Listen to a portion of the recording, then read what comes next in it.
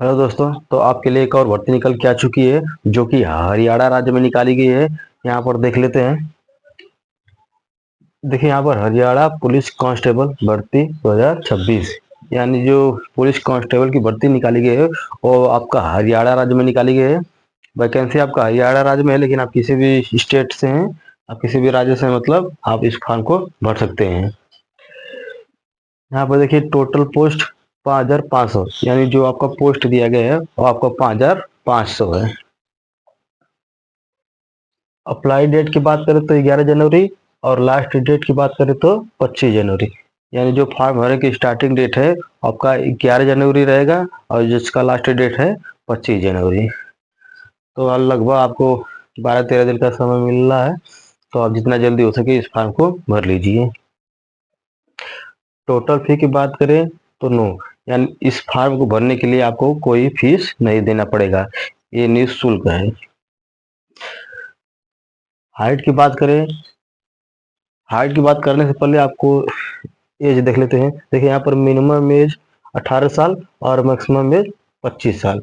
यानी जो आपकी जो फॉर्म भरने की आयु हो वो कम से कम 18 साल और अधिक से अधिक 25 साल होनी चाहिए। बाकी आप ST SC OBC हैं तो आपके अलग से छूट मिलेगा। ये छूट सिर्फ हरियाणा राज्य वालों के लिए ही मिलेगा। आप दूसरे राज्य से हैं तो आपको इस एज में आपको छूट नहीं मिलेगा। ये सिर्फ हरियाणा राज्य वालों के लिए है। अब उसके बाद देख लेते हैं हाइट। जनरल के लिए 170 सेंटीमीटर और SC ST OBC के लिए 168 सेंटीमीटर। यानी कि आपकी जो हाइट है वो आप यदि आप जनरल में आते हैं तो आपकी जो हाइट है वो 170 सेंटीमीटर होनी चाहिए। वहीं आप SC ST OBC में आते हैं तो आपकी हाइट 168 सेंटीमीटर होनी चाहिए। अब यहाँ पर चेस्ट देख लेते हैं। जनरल के लिए 83 से 87 सेंटीमीटर और SC ST OBC के लिए 81 से 85 सेंटीमीटर। यानी जो आपका चेस्ट है वो जनरल में आपका 83 से 87 सेंटीमीटर होना चाहिए, और SC ST OBC है तो आपका 81 से 85 सेंटीमीटर चेस्ट होना चाहिए। आप फीमेल में देख लेते हैं क्या है। फीमेल की जो हाइट है वो जनरल OBC SC के लिए 158 सेंटीमीटर, वहीं आप ST में आती हैं तो आपका 156 सेंटीमीटर हाइट होनी चाहिए। यानी कहने का मतलब कि आप जनरल OBC SC हैं तो आपकी जो हाइट है वो 158 सेंटीमीटर होनी चाहिए। वहीं आप ST में आती हैं तो आपकी हाइट 156 सेंटीमीटर होनी चाहिए। देखिए इसके बाद आपका क्वालिफिकेशन क्या होना चाहिए, तो उसके क्वालिफिकेशन आपका 10+2।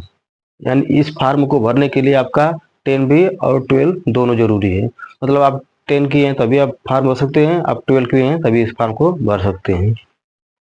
लेकिन आपका ये जो 10 है वो आपका हिंदी और संस्कृत से होना चाहिए। और यहाँ पर देखिए आपका एक CET एग्जाम यानी कॉमन एलिजिबिलिटी टेस्ट, इसको आपको पास करना अनिवार्य है। इसी के आधार पर आपको शॉर्टलिस्ट किया जाएगा।